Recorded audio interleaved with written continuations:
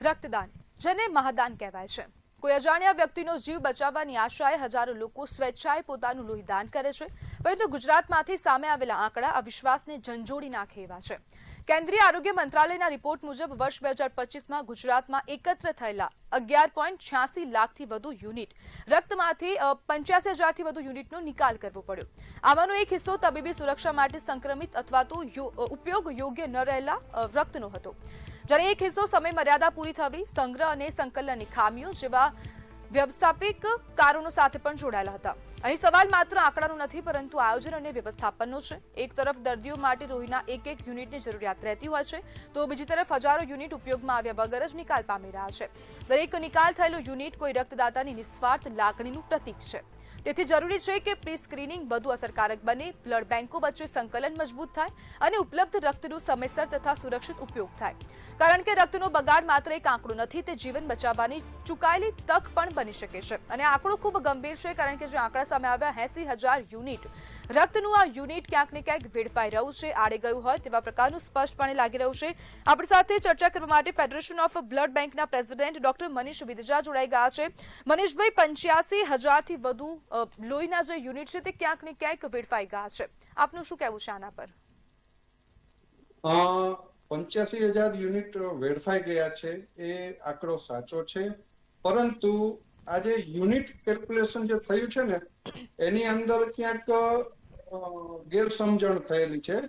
કારણ કે આ યુનિટ એટલે નંબર ઓફ કોમ્પોનેન્ટ કદાચ હશે કે જેની અંદર અલગ અલગ પ્રકારના એક યુનિટમાંથી 3 કોમ્પોનેન્ટ અલગ પડે છે, જેમ કે પીસીવી, પ્લાઝમા, પ્લેટલેટ. આ ત્રણેયનો સંયુક્ત આંકડો આ હશે, જે મારું માનવું છે. જેની અંદર આપણે 3 તબક્કામાં આપણે એને વહેંચી શકીએ. એક તો સૌથી પહેલું છે સંક્રમિત, જે આપણે કીધું એ. બીજું છે એક્સપાયર થવું, અને ત્રીજું છે કોઈને કોઈ કારણસર યુઝમાં ન આવ્યું હોય એ રીતે. હવે એક્સપાયર થયેલું એટલે પ્લેટલેટ જે પ્રકારનું કોમ્પોનેન્ટ છે કે જે રૂટીન બ્લડ ડોનેશન માંથી અલગ પડતું હોય, તો એની એક્સપાયરી 5 દિવસ હોય છે. જે કેન્સર, કિડની ડિસીઝ અને ડેન્ગ્યુ જેવી બીમારીમાં વપરાતું હોય. એટલે એ જયારે એક બ્લડ યુનિટમાંથી છૂટા પડે ત્યારે પીસીવી અને પ્લાઝમા તો હજુ બ્લડ બેંકમાં હોય જ છે, કારણ કે પીસીવી ની એક્સપાયરી 35 દિવસથી લઈને 42 દિવસ હોય છે, પ્લાઝમાની એક્સપાયરી 1 વર્ષ હોય છે, અને પ્લેટલેટની માત્ર 5 દિવસ હોય છે. એટલે અમુક સમય સંજોગોમાં એ પ્લેટલેટ છે એ એક્સપાયર થતું હોય એટલે ડિસ્કાર્ડ થાય, જે પણ એક આ આંકડાની અંદર ભાગ છે. બીજી વસ્તુ છે સંક્રમિત, જે HIV, હેપેટાઇટિસ બી, હેપેટાઇટિસ સી, સિફિલિસ અને મલેરિયા, આ 5 પ્રકારના રોગોનું બ્લડ બેંકમાં ટેસ્ટિંગ થતું હોય છે.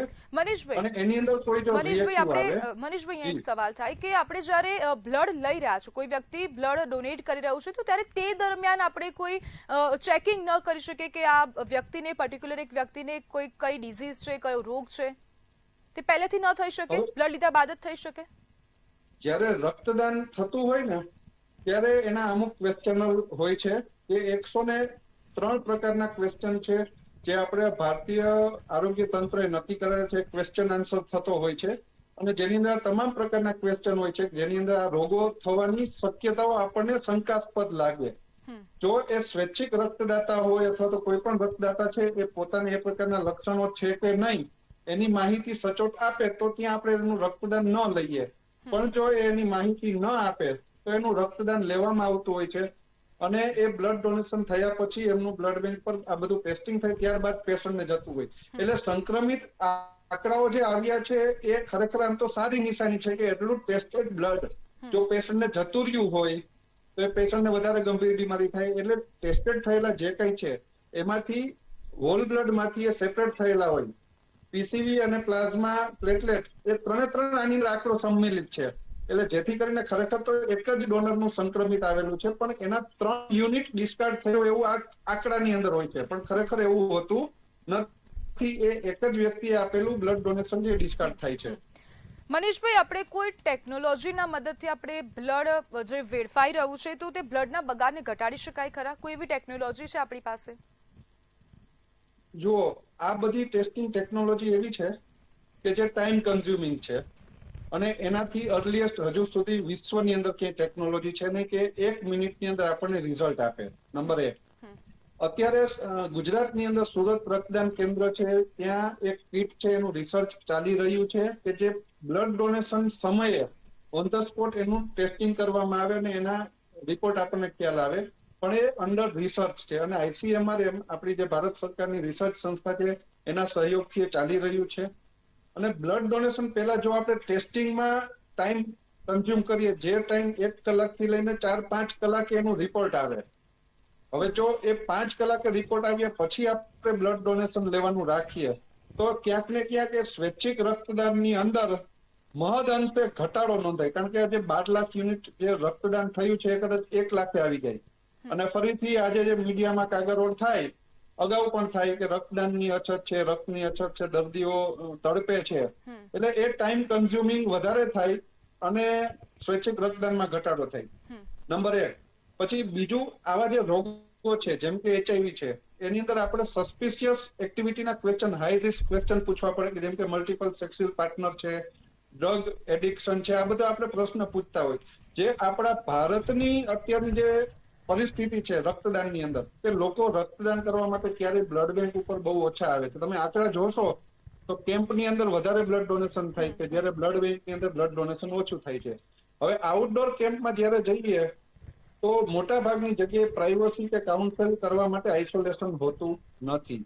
એટલે આ પ્રકારના પ્રશ્નો જ્યારે આપણે કોઈ પણ વ્યક્તિને પૂછીએ તો એ વ્યક્તિને સાચી માહિતી આપવી હોય તો પણ એ ના આપી શકે. એટલે એના માટે બ્લડ બેંકની અંદર એક કાઉન્સેલિંગ એરિયા અલગ આપેલો હોય છે, જે માત્ર બ્લડ બેંકમાં પોસિબલ છે. એટલે સૌથી પહેલા તો જો આપણે આ બધી જ વસ્તુઓ અટકાવવી હોય તો આ કલ્ચર છે એને આપણે ચેન્જ કરવું પડે, 360 ડિગ્રી ચેન્જ કરવું. લોકો ફરજિયાત બ્લડ બેંક ઉપર આવીને ડોનેટ કરે. આજે વિશ્વમાં જે વિકસિત દેશો છે ત્યાં ક્યાંય કેમ્પ થતા નથી.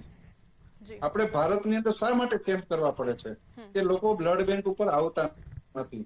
એ આજથી થોડાક સમય પહેલા પ્લાઝમા વખતે પણ મેં આ મંતવ્ય મારું આપ્યું હતું કે જ્યારે લોકો બ્લડ બેંક ઉપર આવીને બ્લડ ડોનેશન કરશે ત્યારે આવી કોઈ પણ પ્રકારની ગતિવિધિઓ નહીં થાય. બિલકુલ મનીષભાઈ, જોડાવા બદલ આપનો આભાર.